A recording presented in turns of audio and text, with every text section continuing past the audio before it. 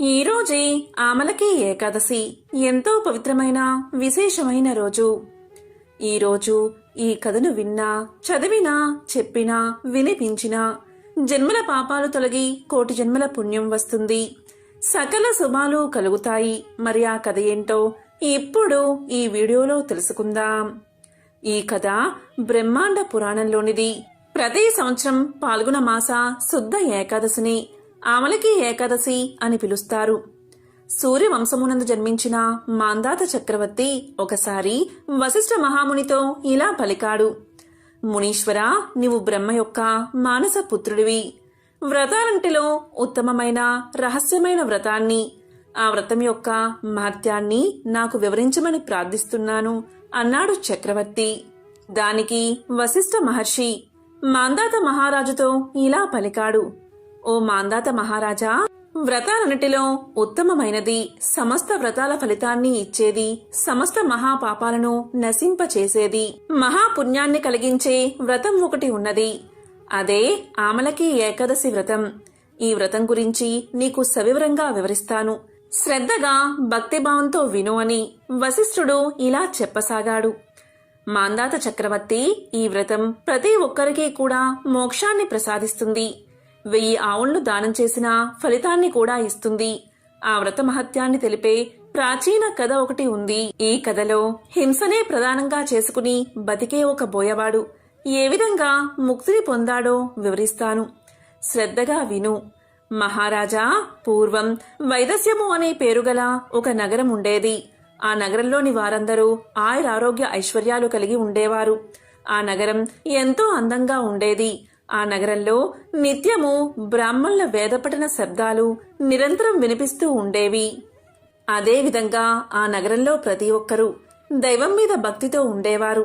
ఆ నగరాన్ని చంద్రవంశానికి చెందిన చైత్రరథుడు అనే రాజు చక్కగా పరిపాలిస్తూ ఉండేవాడు.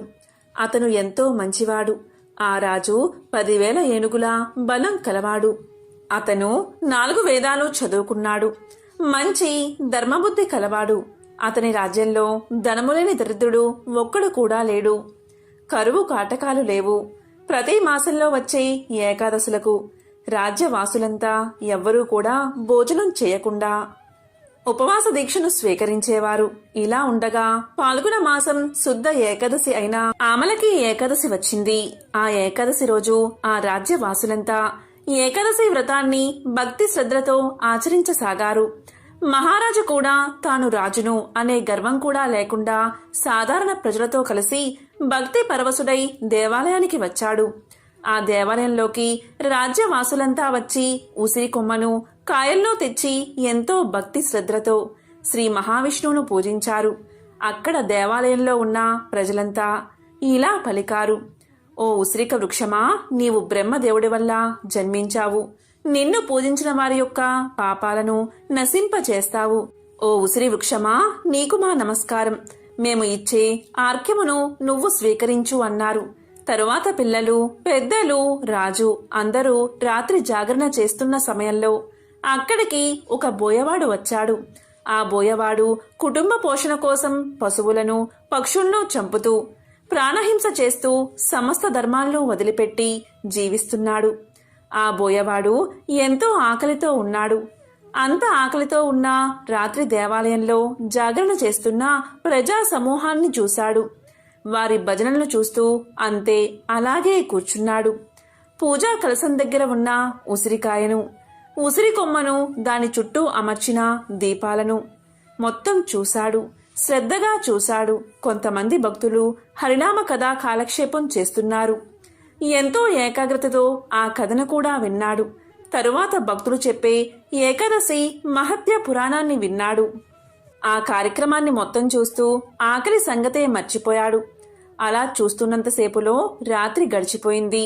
ఆ బోయవాడు కూడా జాగరణ చేసినట్లు అయింది. ఆ మర్నాడు ఉదయం ప్రజలందరూ దేవాలయం నుండి తమ తమ ఇళ్లకు వెళ్లిపోయారు. బోయవాడు కూడా తన ఇంటికి చేరుకున్నాడు. భోజనం చేశాడు. ఆ తర్వాత బోయవాడు చాలా కాలం జీవించి ఒకనాడు మరణించాడు.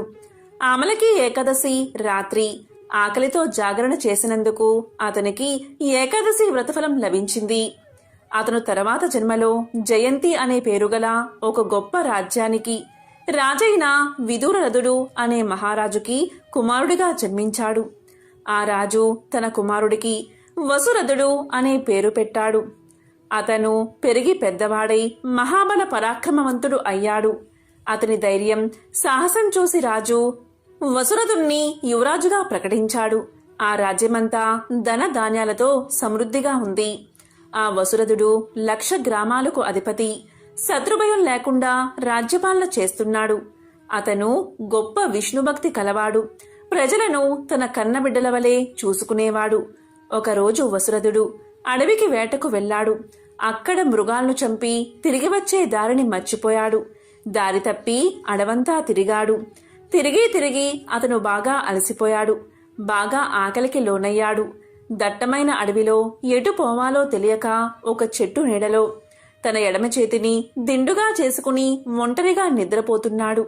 బాగా అలసిపోయి ఉండం వల్ల ఇలా పడుకోగానే అలా గాఢనిద్రలోకి జారుకున్నాడు. ఇంతలో అక్కడ అడవిలో నివసించే క్రూరమైన అడవి మనుషులు రాజు ఉన్న చోటుకు హఠాత్తుగా వచ్చారు. ఎవడో వచ్చాడు అని దూరంగా ఉండి కొందరు పాసాలతో, మరికొందరు ఆయుధాలతో, కత్తులతో బాణాలు ఎక్కిపెట్టి అతనిపై వేయసాగారు. ఆ ఆయుధాలన్నీ అతని శరీరంపై పూలు పడినట్లుగా పడుతున్నాయి, కాని గాయం మాత్రం అవడం లేదు. ఇక క్రూరమైన అడవి మనుషుల దగ్గర ఉన్న ఆయుధాలన్నీ అయిపోయాయి. వారికి ఏం చెయ్యాలో తోచక దిగాలుగా నిల్చున్నారు. ఇంతలో యువరాజు శరీరం నుంచి ఒక యువతి బయటకు వచ్చింది. ఆమె ఎంతో కోపంతో వారిపై దూకి క్షణకాలంలో వారందరినీ సంహరించింది. తరువాత అంతర్ధానమైనది. ఇంతలో రాజుకు మెలకువ వచ్చింది. అతను లేచి తన చుట్టూ ఉన్న అడవి మనుషులు చనిపోయి ఉండడం చూసి వీరందరినీ సంహరించి నన్ను రక్షించింది ఎవరు అని ఆలోచిస్తున్న తరుణంలో అతనికి ఆకాశం నుంచి ఇలా వినిపించింది. ఇదంతా శ్రీహరి మహిమ అని పలికింది. అంతట రాజు ఎంతో సంతోషించి తన రాజ్యానికి వచ్చి ధర్మాత్ముడుగా చాలా కాలం రాజ్యాన్ని పరిపాలించాడు. కాబట్టి మాంధాత మహారాజా ఏ కారణం చేతనైనా ఈ ఆమలకి ఏకాదశి వ్రతాన్ని ఆచరిస్తే అలాంటి వారు తప్పక వైకుంఠాన్ని చేరుకుంటారు. కాబట్టి ఆమలకి ఏకాదశి వ్రతం అంత గొప్పది. ఎవరైతే ఆమలకి ఏకాదశి వ్రతం గురించి తెలుసుకుంటారో, అలాగే వ్రతకథను వింటారో అటువంటి వారికి 1000 ఆవుళ్లు దానం చేసిన ఫలితంతో పాటు 1000 అశ్వమేధ యాగాలు చేసిన ఫలితం దక్కుతుంది. ఐశ్వర్యం కలిగి సకల శుభాలు కలుగుతాయి. ఆమలకము అంటే ఉసిరికాయ అని అర్థం. పురాణం ప్రకారం ఈ ఏకాదశి గురించి ఇలా వివరణ ఉంది. ఎవరైతే ఆమలకి ఏకాదశి రోజు ఉసిరి చెట్టు కిందకు వెళ్లి సాక్షాత్తు శ్రీమన్నారాయణ్ణి పూజించి ఉసిరి చెట్టుతో సహా పూజించి ఆ ఉసిరి చెట్టు కిందే జాగరణ చేస్తారో అటువంటి వారికి 1000 గోవులు దానం చేసిన పుణ్యం కలుగుతుందని ధర్మరాజుకు శ్రీకృష్ణుడు చెప్పినట్లు పద్మ పురాణంలో ఉంది. అసలు ఉసిరి చెట్టుకు ఎందుకింత ప్రాముఖ్యత, ప్రాధాన్యత అనే సందేహం మీకు కలగవచ్చు. దానికి పురాణ వివరణ ఇలా ఉంది. ఇది పద్మ పురాణంలోనిది. మహాప్రళయం వచ్చినప్పుడు లోకాలన్నీ నాశనమవుతాయి. ఈ సృష్టంతా జలంతో నిండిపోతుంది. ఆ జలంలో శేషతల్పం మీద యోగ నిద్రలో శ్రీ మహావిష్ణువు ఉంటాడు. ఆ యోగ నిద్రలో ఉన్న పరమాత్మ నోటి నుంచి చంద్రబింబం ఆకారంలో ఒక ఉమ్మి బయలుదేరి కింద పడగాని అందులో నుంచి ఒక అద్భుతమైన చెట్టు ఉద్భవించింది. ఆ వృక్షం ప్రకాశిస్తూ బయలుదేరింది. ఆ వృక్షం తర్వాతే బ్రహ్మదేవుడు ప్రజాపతులను, దేవతలను, మానవులను సృష్టి చేశాడు. అలా బ్రహ్మచేత సృష్టించబడిన ఆ దేవతలు ప్రకాశిస్తున్న ఆ చెట్టు వంక చూస్తూ ఈ చెట్టు పేరు ఏమిటి? దీన్ని మనం ఇంతవరకు చూడలేదే. ఈ చెట్టు అసలు ఎక్కడి నుంచి వచ్చింది అని అనుకుంటూ ఉండగా ఆకాశవాణి ఇలా పలికింది. ఓ దేవతలారా, ఇది సాక్షాత్తు విష్ణు స్వరూపమైన చెట్టు. ఇది ఉసిరిక చెట్టు. దీన్నే ఆమలక వృక్షము అంటారు. ఇది పరమ పవిత్రమైన వృక్షం.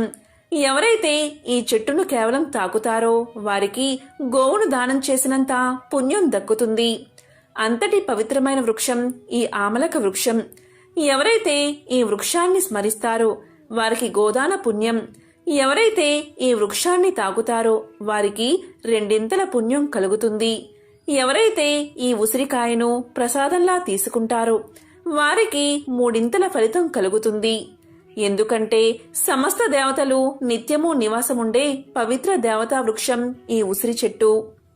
ఈ చెట్టును ఈ ఆమలకి ఏకాదశి రోజు సేవిస్తే సమస్త పాపాలు తొలగిపోతాయి. ఈ చెట్టు మూలమందు శ్రీ మహావిష్ణువు కొలువై ఉంటాడు.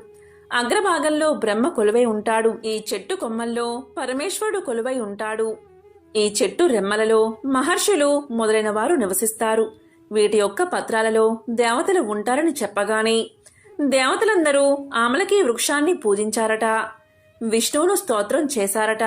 అప్పుడు శ్రీహరి ప్రత్యక్షమై, దేవతలారా, మీకు ఏం వరం కావాలో కోరుకోమని అన్నాడట. అప్పుడు మహర్షులు దేవతలు ఇలా కోరుకున్నారట.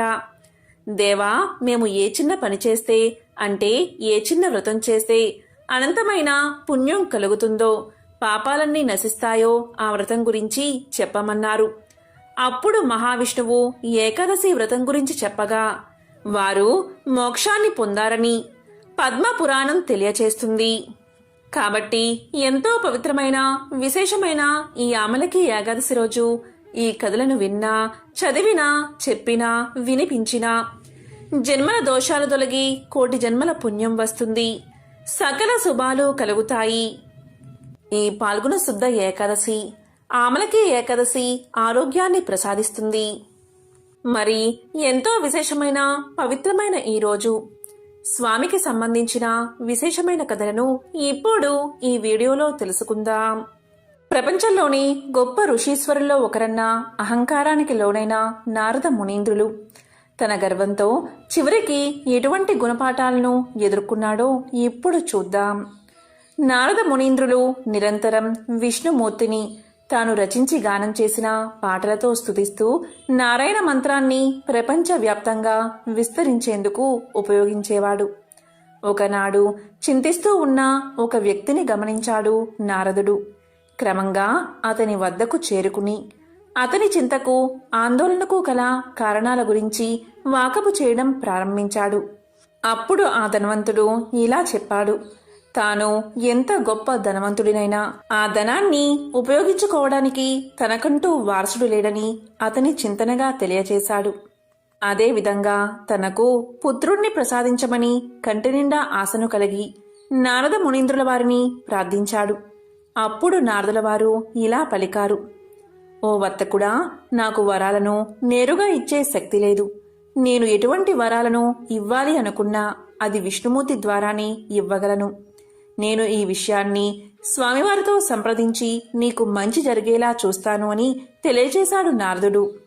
కాని ఒక రకంగా ఇది సాధ్యమయ్యే పనేనా అనే సంశయం నారదుడిలో ఉంది. ఇక నారద మునీంద్రులు తన మనసులో ఉన్న ఆ వర్తకుని సందేశంతో విష్ణు భగవానుణ్ణి చేరుకున్నాడు. ఆ సమయంలో విష్ణు భగవానుడు తన నివాస స్థానమైన వైకుంఠంలో ధ్యానంలో కూర్చుని ఉన్నాడు. నారాయణ నారాయణ అని విన్న వెంటనే వచ్చింది నారద మునీంద్రుల వారిని వెంటనే అర్థం చేసుకున్నాడు మహావిష్ణువు. వెంటనే నారద మునీంద్రులు ఒక భక్తుడికి తమరి ఆశీర్వాదం కావాలని విష్ణువుని కోరుకున్నాడు. ఆ మాటలు విన్న విష్ణు భగవానుడు కళ్ళు తెరిచి ఎవరికి ఆశీర్వాదం కావాలి, ఎందుకని ఇవ్వాలి అని అడిగాడు. దానికి నారదుడు ఇలా సమాధానం చెప్పాడు. ధనవంతుడైన ఒక వర్తకుడి సమస్యను మొత్తం తెలియజేశాడు.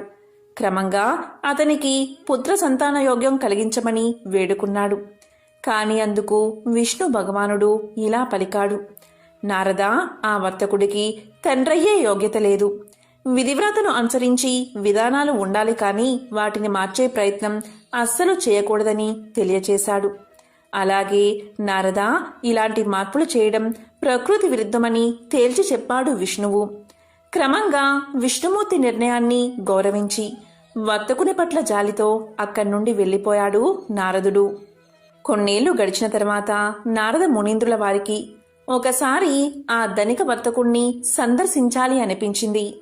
క్రమంగా అనుకున్నదే తడవుగా వర్తకుని ఇంటికి వెళ్ళాడు. అయితే ఆ వర్తకుడు నలుగురు కుమారులతో ఆడుకుంటూ ఉండడం చూసి నారదుడు ఆశ్చర్యపోయాడు. వెంటనే వర్తకుణ్ణి ఆ నలుగురు బాలురు ఎవరు అని అడిగాడు. దానికి వర్తకుడు సంతోషంగా ఇలా సమాధానం చెప్పాడు. ప్రభూ, నాకు మీ కారణంగా పుణ్యం వరించింది. ఈ రోజున మీ ఆశీర్వాదం కారణంగా 4 కొడుకులు కలిగారు అని బదులు చెప్పాడు. అయోమయానికి గురైన నారదముని తక్షణమే ఆ ప్రదేశాన్ని వదిలి విష్ణుమూర్తి యొక్క నివాస స్థలమైన వైకుంఠాన్ని చేరుకున్నాడు. నారాయణ నారాయణ, ఓ వైకుంఠనాథ, అతని విధిరాతను మరలా రాయడం జరగని పని అని చెప్పిన మీరు ఇదంతా ఎలా చేయగలిగారు అని అడిగాడు. దానికి విష్ణుమూర్తి నవ్వి ఇలా పలికాడు. అప్పుడప్పుడు నా భక్తుల భక్తిని పరీక్షించే సమయం వస్తుంది. ఆయా సందర్భాలలో వారి భక్తిలోని నిబద్ధత కూడా వారికి సహకారం అందించగలదు. ఒకసారి ఒక దివ్య ఋషి నన్ను చూడ్డానికి వైకుంఠానికి వచ్చారు. అప్పుడు నేను నా కడుపులో నొప్పితో బాధపడుతున్నాను. నన్ను అలా చూసిన ఆ ఋషి, మీ నొప్పి తీర్చేందుకు నేను మీకు ఎలా సహాయం చేయగలను అని అడిగాడు. అప్పుడు నేను ఇలా చెప్పాను. భూమి మీద ఒక మానవుడి గుండె రక్తాన్ని పొందగలిగితే ఈ నొప్పి తగ్గుతుంది అని. అంతేకాదు, ఇలా కూడా చెప్పాను. ఋషీశ్వరులు మానవుల కిందకు రారు, వారు దైవంతో సమానం. అతని రక్తం ఏమాత్రం ఉపయోగపడదు. కావున కేవలం భూమి మీద ఉన్న మానవుడి రక్తమే నా సమస్యకు పరిష్కారమని తేల్చి చెప్పాను. క్రమంగా మానవ రక్తాన్ని సాధించడంలో ఆ ఋషీశ్వరుడు ప్రపంచవ్యాప్తంగా తిరగడం ప్రారంభించాడు. దేవుడికి మీ రక్తం అవసరమని, అతని కడుపులోని బాధను తీర్చేందుకు మీ సహకారం అవసరమని ప్రతి ఒక్కరికి చెప్పాడు. కానీ దీని పట్ల ప్రజలు విశ్వాసాన్ని చూపలేదు. క్రమంగా ఆ ఋషి మీరు నాకు చెప్పిన అదే వర్తకుడి దగ్గరకు చేరుకున్నారు. వర్తకుడు కేవలం తనను దైవఋషి అని మాత్రమే గుర్తించకుండా అతన్ని నమ్మాడు కూడా. కత్తితో తన ఛాతిని పొడుచుకుని అతను కోరుకున్న విధంగా 4 చుక్కల రక్తాన్ని అందించాడు. అతని ధైర్య సాహసాలకు, నాపై ఉన్న ప్రేమ, భక్తి మరియు విజ్ఞానానికి మెచ్చిన నేను ఆ వర్తకుణ్ణి ఆశీర్వదించాను. క్రమంగా ఇప్పుడు అతనికి సంతాన యోగ్యం కలిగిందని తెలియజేశాడు మహావిష్ణువు.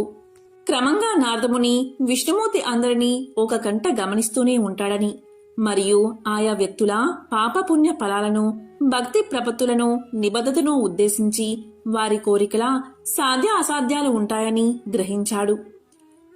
మనిషి తన కష్టం తాను చేసినప్పుడే దేవుడి ఆశీర్వాదాలను కోరుకునేందుకు కూడా అర్హత సాధించగలడు. ప్రయత్న శూన్యంగా దేవుణ్ణి ప్రార్థించి వరాలను ఆశించడం మూర్ఖత్వమే అవుతుంది. నలుగురితో మంచిగా ఉంటూ సద్గుణ సంపన్నుడై నలుగురికి ఆదర్శప్రాయంగా మెలిగే ఎటువంటి వ్యక్తి అయినా దేవుని కనుసన్నల్లోనే ఉంటారని ఈ కథ ద్వారా అర్థమవుతుంది. బ్రహ్మ మానస పుత్రుడైన నారద మహర్షి నిరంతరం హరినామ సంకీర్తన చేస్తూ త్రిలోక సంచారం చేసేవాడు. విష్ణు భక్తుల్లో అగ్రగణ్యుడిగా ముల్లోకాల్లో అందరూ ఆయన్ని గౌరవించేవారు. దాంతో లోకంలో తనను మించిన విష్ణు భక్తుడు ఎవరూ లేరనే గర్వం మొదలైంది నారదుడిలో.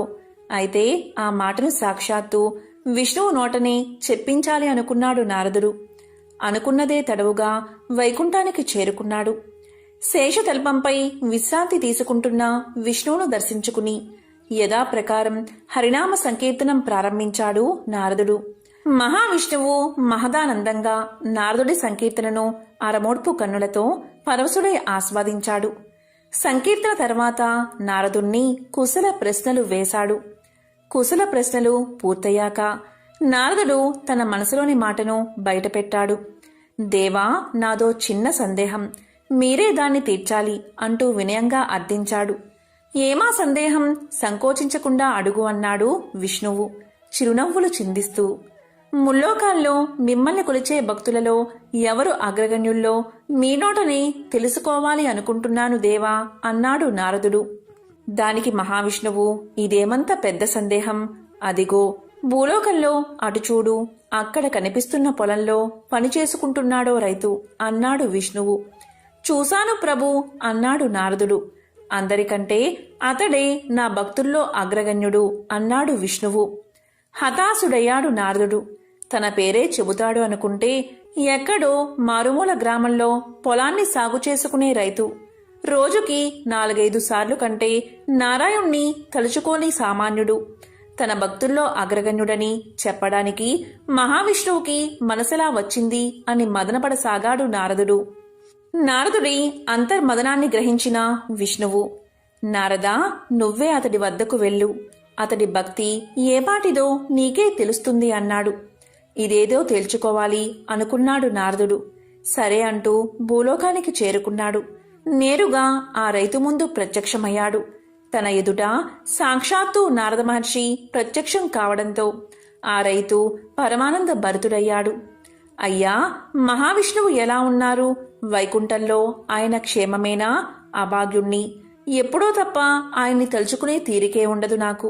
మీ దర్శనంతో సాక్షాత్తు విష్ణువుని చూసినంత ఆనందం కలుగుతుంది అంటూ నారదుడికి అతిథి మర్యాదలు చేశాడు.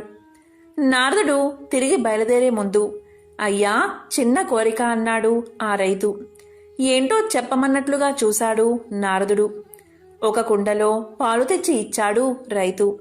అయ్యా, నా కానుకగా ఈ పాలకుండను వైకుంఠానికి తీసుకువెళ్లి విష్ణుదేవులకి నివేదించండి అన్నాడు రైతు.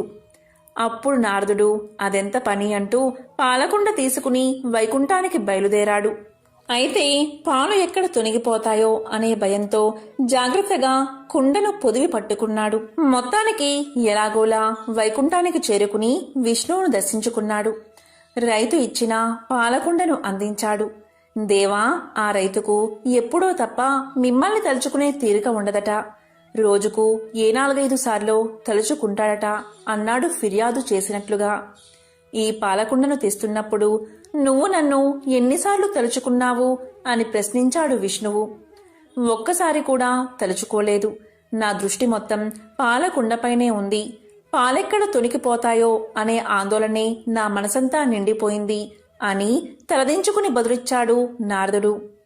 రోజంతా శ్రమిస్తూ ఉన్నప్పటికీ నన్ను మర్చిపోకుండా రోజుకు కనీసం 4-5 సార్లు అయినా తలుచుకుంటున్నాడు కదా ఆ రైతు అన్నాడు విష్ణువు. ఆ మాటతో నారదుడి గర్వం నశించింది. ఆ రైతు తనకంటే ఎందుకు గొప్ప భక్తుడో అర్థమైంది. ఒక ఊరిలో ఒక ధనవంతుడు ఉండేవాడు. అతను మహావిష్ణువు యొక్క భక్తుడు. విష్ణుపై ఉన్న అచంచలమైన భక్తితో తన ఇంటి ఆవరణలోనే ఒక మందిరాన్ని కట్టించాడు. అందులో సుందరమైన విష్ణు విగ్రహాన్ని ప్రతిష్ఠించి విగ్రహానికి షోడశోపచారాలతో పూజలు చేయసాగాడు. చక్కని రుచికరమైన నైవేద్యాలు, నేతి దీపాలు, పరిమళాల ధూపాలతో అత్యంత వైభవంగా విష్ణువును పూజించసాగాడు. అతనికి అనుకోకుండా వ్యాపారంలో నష్టం వచ్చింది. అప్పుడు ఎవరో ఇలా సలహా ఇచ్చారు. విష్ణువు సంపద ప్రదాత కాదు. సంపద రావాలి అంటే, సిరి సంపదలతో తుల తూగాలి అంటే లక్ష్మీదేవి పేరు చెప్పి ఆ దేవతని ఆరాధించమని చెప్పారు. వెంటనే ఆ ధనవంతుడు ఆ దేవతా విగ్రహాన్ని తెచ్చాడు. లక్ష్మీదేవిని పూజించడం ప్రారంభించాడు. వెంటనే అదృష్టం కలిసి వచ్చింది. వ్యాపారంలో అనుకోని లాభాలు వచ్చాయి. వెంటనే అతను ఎంతో ఆనందంతో పూజలు చేయసాగాడు. ఒక పర్వదినాన రకరకాల పిండి వంటలతో, ధూప దీపాలతో పూజ చేయసాగాడు. పూజకు ముందు విష్ణుమూర్తి విగ్రహం ఆ ధనవంతుడికి కనిపించింది. వెంటనే అతనికి ఎంతో కోపం వచ్చింది. ఇంకా నువ్వు ఎందుకిక్కడా అని ఆ విగ్రహాన్ని తీసేసి ఒక మూలగా పడేశాడు. తాను పూజిస్తున్న దేవతకి రోజు అతను ఎంతో భక్తి శ్రద్ధలతో పూజలు చేయసాగాడు. రకరకాల పిండి వంటలు, ధూపదీప నైవేద్యాలు, సుగంధాలు వెదజల్లే, సువాసనలు వెదజల్లే పుష్పాలతో ఆ గదంతా చక్కని సుమధుర వాసనలతో నిండిపోయింది. అతనికి దూరంగా ఒక మూలాన పడేసిన విష్ణు విగ్రహం కనిపించింది. వెంటనే అతను కోపంగా లేచి వెళ్లి ఒక వస్త్రంతో ఆ విగ్రహం యొక్క ముక్కు మూసేశాడు. ఈ వాసనంతా హాయిగా ఆస్వాదిస్తున్నావా? ఇవన్నీ నీకోసం చెయ్యలేదులే. ఈ వస్తువుల వాసనలు కూడా నీకు తగలకూడదు అని పలికాడు ధనవంతుడు. ఇక వెంటనే మరుక్షణమే విష్ణుమూర్తి ప్రత్యక్షమయ్యాడు. చిరునవ్వుతో జగన్మోహన కాంతితో ఉన్న ఆ వాసుదేవుణ్ణి చూసి ఆ ధనవంతుడు ఇలా పలికాడు. స్వామి, నిన్ను ఎంతగానో ఆరాధించాను. రకరకాల నైవేద్యాలు కూడా పెట్టాను. అప్పుడు నీవు కనికరించకుండా కష్టాలు అనుభవించేటట్లు చేశావు. మరి ఇప్పుడు నిన్ను ఆరాధించడం మానేశాక లక్ష్మీదేవిని సేవిస్తూ ఆ నైవేద్యాల వాసన కూడా నీకు రానివ్వకుండా చేస్తే ఇప్పుడు ప్రత్యక్షమై కనుకరించావు. ఇదేమి వింత స్వామి అని ప్రశ్నించాడు ధనవంతుడు. అందుకు ఆ మహామాయావి అయిన విష్ణువు నవ్వుతూ ఇలా పలికాడు. నీవు పూజలు చేశావు నిజమే, నైవేద్యాలు నివేదించావు అది నిజమే. కాని నేను అక్కడ ఉన్నాను అన్న భావనతో నీవు చేయలేదు. ఏదో పూజ చేశావు, ఏదో నైవేద్యం సమర్పించావు అన్నట్లు చేశావు. కాని ఇప్పుడు నీవు అలా అనుకోలేదు. నేను ఇక్కడే ఉన్నాను అనుకున్నావు. ఆ వాసనలు కూడా అంటే నైవేద్యాల గుమగుమలు కూడా నేను అనుభవిస్తున్నాను అనే భావన నీలో కలిగింది. నా ఉనికి, నా సాన్నిధ్యం నీ భావనలో పొందావు. నన్ను ద్వేషించినా నేను ఇక్కడ ఉన్నాను అనే భావన్ని చెందావు. ఇక్కడే ఉన్నా నా ముక్కు మోసావు అంటే అంత ప్రత్యక్ష భావన నీలో కలిగింది. ఎప్పుడైతే ఆ భావన నీలో కలిగిందో నా సాక్షాత్కారం లభించింది అన్నాడు మహావిష్ణువు. దానికి ఆ విష్ణు భక్తుడికి ఎంతో ఆనందం కలిగింది. ఆ రోజు నుంచి అతను ఎంతో భక్తిభావంతో లక్ష్మీనారాయణలు తన ఇంట్లోనే ఉన్నారు అనే భావనతో పూజలు చేయసాగాడు. చివరకు మోక్షాన్ని పొందాడు. విష్ణు సహస్రనామాన్ని ఎప్పుడు పఠించినా కూడా పుణ్యం కలుగుతుంది. ముఖ్యంగా ఏకాదశి రోజు కనుక విష్ణు సహస్రనామాన్ని పారాయణం చేస్తే ఆ ఫలితం అనంతంగా ఉంటుంది. అనుకున్న పనులు నిర్విఘ్నంగా పూర్తవుతాయి. భోగ భాగ్యాలు కలుగుతాయి. సర్వపాపాలు హరిస్తాయి. పుణ్యగతులు లభిస్తాయి. అంతేకాదు గ్రహదోషాలు, నక్షత్ర దోషాలు ఉన్నవారు కూడా విష్ణు సహస్రనామాన్ని ఈరోజు పారాయణం చేస్తే జన్మల పాపాలు తొలగిపోతాయని శాస్త్రాలు చెబుతున్నాయి. ఒకవేళ మీరు విష్ణు సహస్రనామాన్ని పారాయణ చేయలేకపోతే కనీసం శ్రీరామ రామ రామేతి రమే రామే మనోరమే సహస్రనామ తత్తుల్యం రామనామ వరాననే అనే మంత్రాన్ని 3 సార్లు పలికితే చాలు. అంతే ఫలితం కలుగుతుంది. ఇదే తారక మంత్రం. ఎంతో పవిత్రమైన మంత్రం, ఎంతో శక్తి ఉన్న మంత్రం. ఈ ఏకాదశి రోజు 3 సార్లు పఠిస్తే చాలు. వారి పాపాలన్నీ ఆ రామనామ అగ్నిజ్వాల్లో పడి బూడిదలు అయిపోతాయి. ఈ ఏకాదశి పర్వదినాన్ని పురస్కరించుకుని విష్ణు సహస్రనామాన్ని పారాయణ చేయండి, లేదా వినండి, లేదా తారక మంత్రాన్ని 3 సార్లు పఠించండి. ఆ లక్ష్మీనారాయణల అనుగ్రహాన్ని పొందండి. ఓం నమో నారాయణాయ. ఓం శ్రీ మహాలక్ష్మియే నమః.